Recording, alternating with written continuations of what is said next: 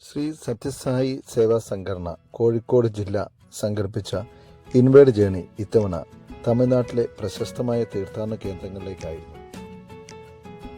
2026 March 18 ബുധനാഴ്ച രാത്രി 8:20 Chennai super ഫാസ്റ്റിലാണ് Kozhikode നിന്നും ഞങ്ങൾ പുണ്യയാത്ര ആരംഭിച്ചത്.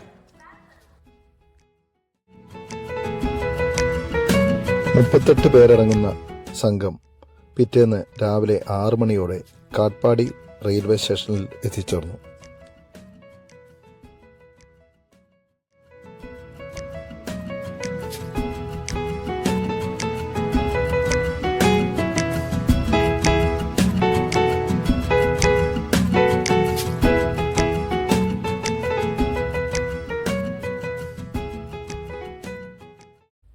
നേരത്തെ ഏർപ്പാടാക്കിയിരുന്ന 2 ടെമ്പോ ട്രാവലറിലായി അവിടെ നിന്നും നേരെ പോയത് മുൻകൂട്ടി നിശ്ചയിച്ചിരുന്ന ഒരു കല്യാണ മണ്ഡപത്തിലേക്കായിരുന്നു.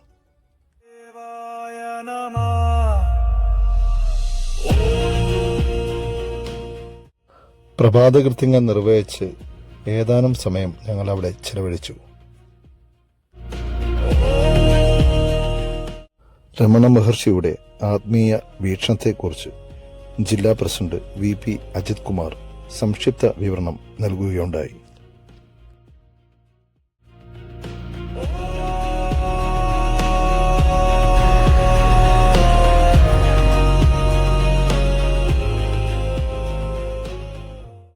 രമണാശ്രമത്തിലേക്കാണ് ഇനി. വഴിയരികിൽ വണ്ടി നിർത്തി പ്രഭാത ഭക്ഷണം കഴിക്കണം.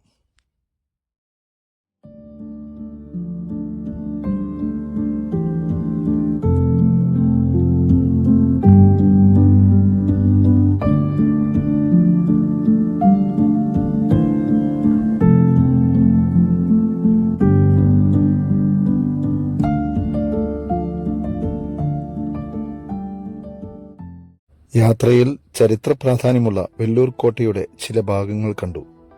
മടക്കയാത്രയിൽ സന്ദർശിക്കാമെന്നാണ് പ്രതീക്ഷ.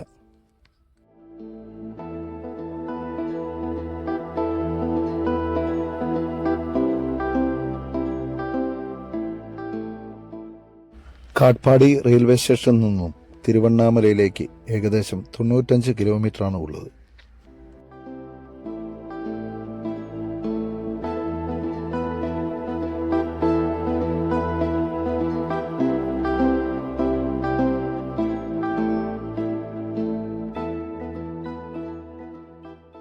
രമണാശ്രമത്തിന് പുറത്തുവെച്ച് തിരുവനന്തപുരം സ്വദേശിയായ സായി ഭക്തനായ ഹരി എന്നിവരെ യാദൃശികമായി കണ്ടുമുട്ടുവാനും സ്നേഹാഭിവാദ്യം നൽകുവാനും കഴിഞ്ഞു. രമണാശ്രമത്തിലേക്ക് അതീവ ഭക്തിയോടെ ഞങ്ങൾ കടന്നുചെന്നു. അവിടെ സേവാപ്രവർത്തകർ നിശബ്ദത പാലിക്കുക എന്ന ബോർഡുമായി നിൽക്കുന്നു. മൊബൈൽ ക്യാമറകൾക്ക് കർശന നിയന്ത്രണമുള്ളതിനാൽ ആശ്രമത്തിനുള്ളിലെ രംഗങ്ങൾ മൊബൈലിൽ ചിത്രീകരിക്കാൻ കഴിഞ്ഞിട്ടില്ല.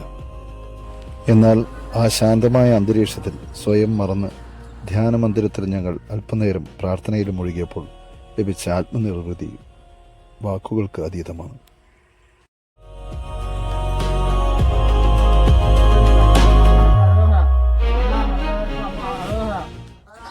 തിരുവണ്ണാമല കയറുകയാണ്. വെയിലിൻ്റെ ആധിക്യം കൂടി വരുന്നുണ്ട്. വേനൽ ചൂടിൽ കരിഞ്ഞുണങ്ങിയ വന്യത നിറഞ്ഞ കാട്ടുപാതയിലൂടെയാണ് സഞ്ചാരം. തികഞ്ഞ നിശബ്ദതയിൽ മുന്നോട്ട് നീളുന്ന പാതയിലൂടെയുള്ള നടത്തം അവിസ്മരണീയമായ അനുഭവമാണ്. അരുണാചലക്കുന്നിന്റെ ചരിവിലുള്ള പുണ്യ പുരാതനമായ വിരൂപാക്ഷ ഗുഹയിൽ 17 വർഷവും സ്കന്ദാശ്രമത്തിൽ 7 വർഷവുമാണ് ഭഗവാൻ രമണ മഹർഷി അത്യഗാധമായ ധ്യാനത്തിൽ മുഴുകിയത്.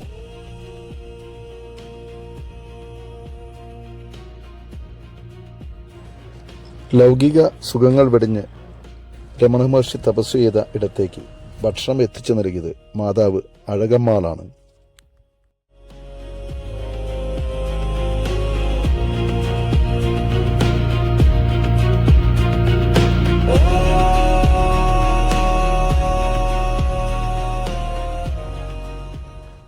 സ്കന്ദാശ്രമത്തിൽ നിന്നും താഴേക്ക് ചെന്നാൽ വിരൂപാക്ഷ ഗുഹയിലെത്താം. ഇവിടെ ധ്യാനത്തിൽ മുഴുകിയിരിക്കുന്ന യോഗികളെ കണ്ടു. അതിൽ വിദേശികളുമുണ്ടായിരുന്നു.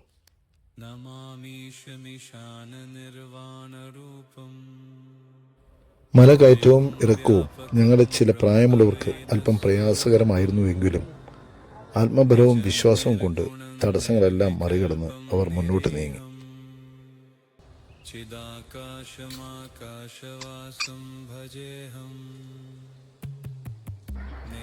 ഒരു മണിയോടെ മല കയറി തിരികെ എത്തിച്ചേർന്നപ്പോഴേക്കും ആശ്രമത്തിന്റെ പിറകിലെ കവാടം അടച്ചിരുന്നു. ഉച്ചനേരമായി.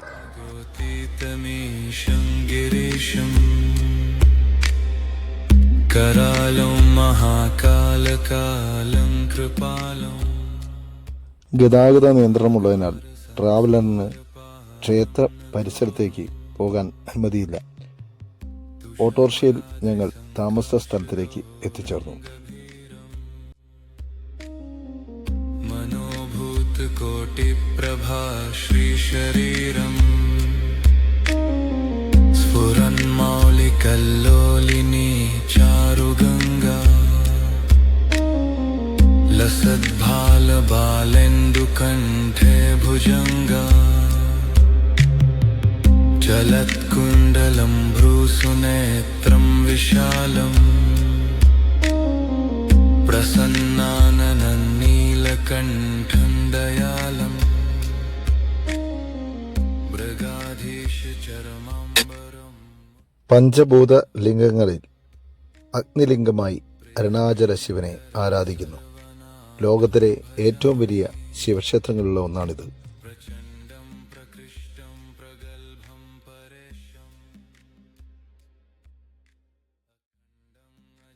ഭക്തിയുടെയും വാസ്തുവിദ്യയുടെയും ഒരു അത്ഭുതമാണ് ഈ ക്ഷേത്രം. 9-ാം നൂറ്റാണ്ടിൽ ചോള രാജവംശത്തിന്റെ കാലത്താണ് ക്ഷേത്ര നിർമ്മാണം നടന്നതെന്ന് കരുതപ്പെടുന്നു.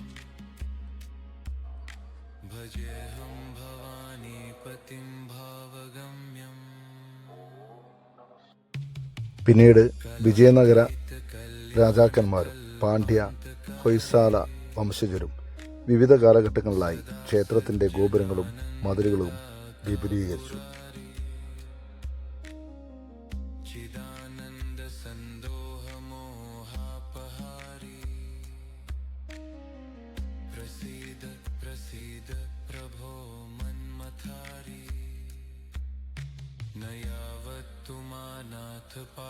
നൂറ്റാണ്ടുകൾ പഴക്കമുള്ള ഈ കൽത്തൂണുകളിൽ ഭാരതീയ കലയുടെയും വിശ്വാസത്തിൻ്റെയും വലിയൊരു ചരിത്രം കൊത്തിവെച്ചിട്ടുണ്ട്. 25 ഏക്കറിൽ ഈ പുരാതന ക്ഷേത്ര സമുച്ചയം വ്യാപിച്ചു കിടക്കുന്നു.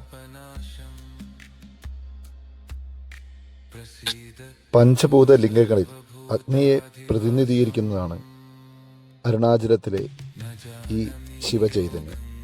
ശിവനും ശക്തിയും ഒന്നായി ചേർന്ന പവിത്ര ഭൂമിയെ ഭജിച്ചുകൊണ്ടാണ് രമണ മഹർഷി തൻ്റെ തപസ്സിലൂടെ ലോകത്തിന് ജ്ഞാനത്തിൻ്റെ വെളിച്ചം പകർന്നത്.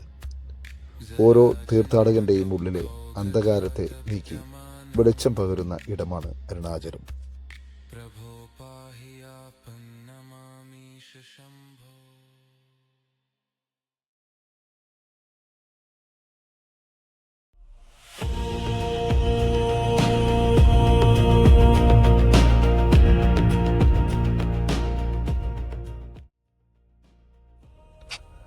നിശബ്ദതയിലൂടെ ആത്മീയത അറിയുക. ഞാൻ ആരാണെന്ന അന്വേഷണം തുടരുക. ആത്മസാക്ഷാത്കാരത്തിലേക്കുള്ള മാർഗം ഇതാണ്. രമണ മഹർഷി തൻ്റെ ഭക്തന്മാർക്ക് നൽകിയ സന്ദേശം ഇതാണ്. 16-ാം വയസ്സിൽ വീട് ഉപേക്ഷിച്ച് അരുണാചലത്തിൻ്റെ മടിത്തട്ടിലെത്തിയ വെങ്കിട്ടരാമൻ എന്ന ബാലൻ പിന്നീട് രമണ മഹർഷിയായതും അരുണാചല ശിവന്റെ കൃപാകടാക്ഷം കൊണ്ട് മാത്രമാണ്.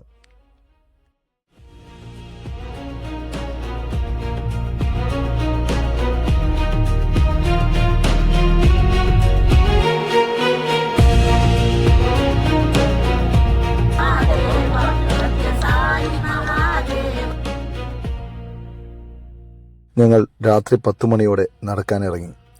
തിരുവണ്ണാമലയിലെ ഏറ്റവും പുണ്യകരമായ കർമ്മമാണ് 16 കിലോമീറ്റർ നീളുന്ന ഈ ഗിരിപ്രദക്ഷിണം. സാക്ഷാൽ ശിവസ്വരൂപമെന്ന് വിശ്വസിക്കപ്പെടുന്ന അരുണാചല കുന്നിനെ വലം വെക്കുന്ന ഓരോ ചുവടിലും നമ്മുടെ ഉള്ളിലെ അഹംഭാവം അരിഞ്ഞില്ലാതാകുന്നു എന്നാണ് വിശ്വാസം. മനസ്സിനെ ശുദ്ധീകരിക്കുന്ന ഒരു ധ്യാനമാണ് ഈ നടത്തം. പുലർച്ചയോടെ ആത്മനിർവൃതിയോടെ ഈ പ്രദക്ഷിണം പൂർത്തിയാകുമ്പോൾ പ്രപഞ്ചനാഥൻ്റെ സാന്നിധ്യം ഓരോരുത്തരും അനുഭവിച്ചറിയുന്നു.